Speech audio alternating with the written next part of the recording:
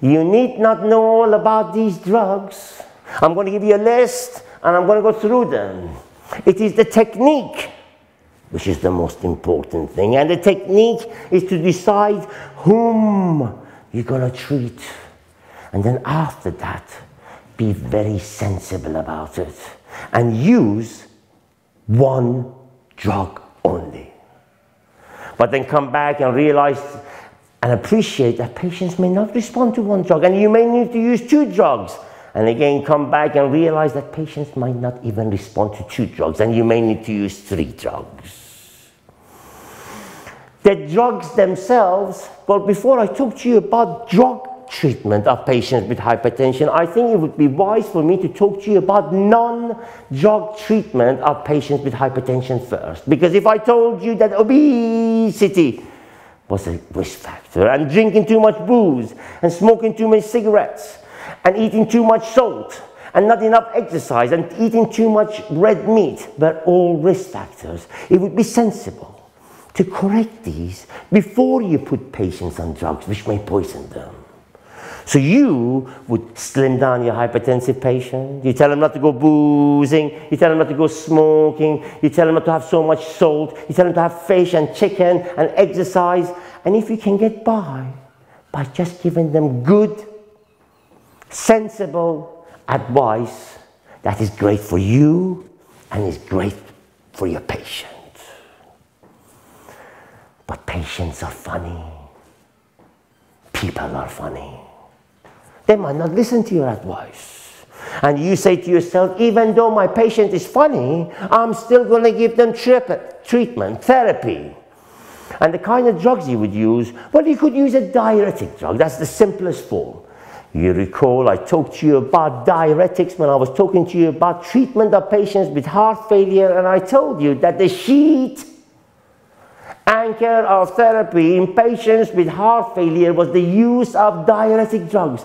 Drugs that make you pass more sodium and therefore more water. So you get rid of the edema, you get rid of the congestion, the venous fluid drops, and the fluid in the body cavities disappears, and the heart can resume her activities in normality. And drugs such as chlorothiazide by oral agents were extremely effective. But how would a diuretic drug work in patients with hypertension? Well, it would reduce the blood volume a little because it would dehydrate them, and that certainly would have an effect. But diuretics do more than that. They stabilize small blood vessels and prevent them from going into further spasm. So they have an effect other than volume depletion, and they're given on their own, and they are very effective on their own. The second sort of drug you may consider using is the beta-adrenal receptor blockers, the so-called beta blockers, drugs such as isoprolol. We came across this before, and I told you that beta blockers stop the heart from accelerating, and they reduce the cardiac output. Blood pressure, as you very well know, is a combination of cardiac output and peripheral resistance. And therefore, if you can lower the cardiac output, you will lower the blood pressure.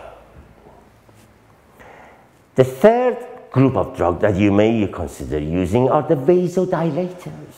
We came across this before, and I told you drugs such as nifedipine, calcium channel blockers are very effective. And the fourth group of drugs that you may consider using are the angiotensin converting enzyme inhibitors, the so-called ACE inhibitors, and drugs such as ramipril are extremely popular and extremely effective. As you recall, angiotensin converting enzyme converts angiotensin 1, which is ineffective, into angiotensin 2, which puts your blood pressure up.